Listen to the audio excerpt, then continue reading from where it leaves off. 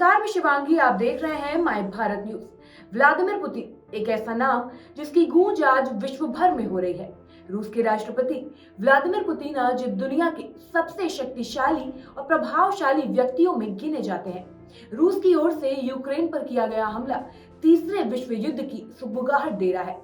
69 वर्ष पार कर चुके पुतिन अक्सर निडर होकर फैसले लेने के लिए जाने जाते हैं और शायद यही वजह है कि पुतिन ने विश्व के कई शक्तिशाली देशों की चिंता किए बिना यूक्रेन पर हमला बोल दिया। रूस पर अब कई देशों की ओर से बहुत से प्रतिबंध लगाए गए हैं, लेकिन पुतिन को इसका कोई खास फर्क नहीं पड़ता। व्लादिमीर पुतिन का सियासी सफर। 7 अक्टूबर 1952 को सेंट पीटर्सबर्ग में हुआ था जन्म। सोवियत संघ के सीक्रेट अधिकारी के रूप में किया काम।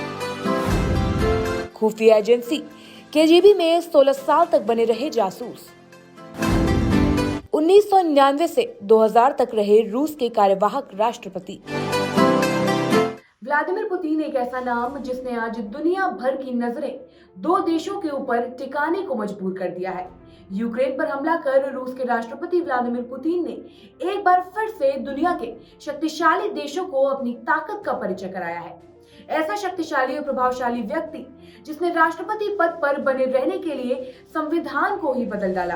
रूस के संविधान के अनुसार रूस में रहने वाला कोई भी व्यक्ति लगातार 3 बार तक राष्ट्रपति पद पर नहीं बना रह सकता। आज हम नजर डालेंगे व्लादिमीर पुतिन के सियासी सफर पर। आपको हम बताएंगे कि कैसे सोवियत संघ की सीक्रेट एजेंसी के अधिकारी रहे पुतिन ने रूस के राष्ट्रपति बनने तक का सफर तय किया। 2000 से लेकर 2008 तक लगातार 2 बार रहे राष्ट्रपति। संविधान में संशोधन कर कराया ताकत का परिचय। खुद को 2036 तक घोषित किया रूस का राष्ट्रपति। यूक्रेन में सत्ता परिवर्तन की चाह में किया हमला। विश्व के सबसे शक्तिशाली नेता की दौड़ में सबसे आगे। व्लादिमीर पुतिन का जन्म 7 अक्टूबर 1952 को सेंट पीटर्सबर्ग में हुआ था। इनके पिता सोवियत संघ की नेवी में काम करते थे और मां मारिया शेलोमोवा फैक्ट्री में काम करती थी। पुतिन के पिता ने द्वितीय विश्व युद्ध के दौरान विरोधियों पर घात लगाकर हमला करने वाले दस्ते में काम किया था। युद्ध की समाप्ति के बाद उन्होंने कारखाने में काम करना शुरू किया। पुतिन के बारे में कहा जाता है कि वो बचपन से ही पढ़ने में काफी होशियार थे। उन्हें बचपन से जासूस बनने का शौक था, जिसके लिए उन्होंने काफी मेहनत से पढ़ाई भी की और धीरे धीरे वे इसी दिशा में आगे बढ़ते रहे। पुतिन ने अपनी शिक्षा लेनिनग्राड राजकीय विश्वविद्यालय से पूरी की थी। 1975 में पुतिन ने ग्रेजुएशन की डिग्री पूरी की। पुतिन ने सोवियत संघ की खुफिया एजेंसी केजीबी में 16 सालों तक जासूस के रूप में काम करने के बाद 1991 में राजनीति की पारी शुरू करने के लिए अपने पद से इस्तीफा दिया था। इसके बाद साल 1999 में पुतिन को रूस का राष्ट्रपति चुना गया और केवल 4 महीने बाद हुए चुनाव में पुतिन रूस के पूर्णकालिक राष्ट्रपति बन गए। पुतिन ने साल 1996 में पीटर्सबर्ग में कई सरकारी पदों पर भी काम किया।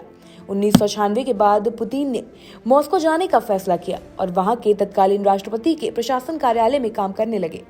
पुतिन ने यहां से राष्ट्रपति पद के कामों को समझा। 1998 आते आते पुतिन रूस सुरक्षा संघ के सुरक्षा परिषद के स्थायी सदस्य बन गए थे। 1999 में इनका प्रमोशन हुआ और उसी परिषद के सचिव के रूप में काम करने लगे।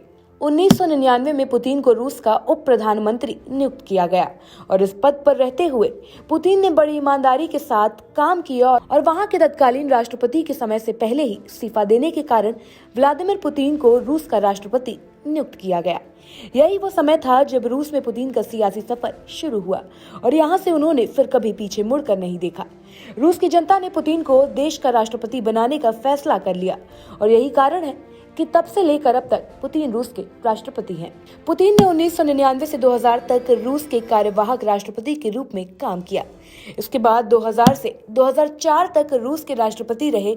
2004 से फिर 2008 तक पद पर रहे, लेकिन 2008 से 2012 तक पुतिन रूस के राष्ट्रपति नहीं बन सके। पुतिन का तीसरा कार्यकाल 2012 से 2018 तक और फिर 2018 से अब तक रूस के राष्ट्रपति पद पर काबिज हैं। आपको यहाँ बता दें कि पुतिन ने रूस के संविधान में परिवर्तन कर खुद को 2036 तक रूस का राष्ट्रपति घोषित कर रखा है, क्योंकि रूस के संविधान के मुताबिक वहां लगातार कोई भी राष्ट्रपति 3 बार तक पद पर नहीं बने रह सकता। लेकिन पुतिन ने संविधान कर इस नियम को ही बदल डाला। ये तो रही रूस के राष्ट्रपति व्लादिमीर पुतिन के सियासी सफर की कहानी। लेकिन दुनिया की नजरें अब जब रूस यूक्रेन युद्ध पर टिकी हैं, तो ऐसे में माना यह भी जा रहा है कि अगर रूस यूक्रेन पर कब्जा कर वहां सत्ता परिवर्तन करने में कामयाब होता है, तो पुतिन के सिर विश्व का सबसे शक्तिशाली नेता होने का ताज सज सकता है। वहीं अब यूक्रेन को रूस की सेना ने चारों ओर से घेर लिया है। रूस का कहना है कि यूक्रेन की सेना अगर सरेंडर कर दे तो युद्ध अभी खत्म हो जाएगा। फिलहाल के लिए इतना ही। ऐसी तमाम खबरों के लिए बने रहिए हमारे साथ और देखते रहिए माय भारत न्यूज।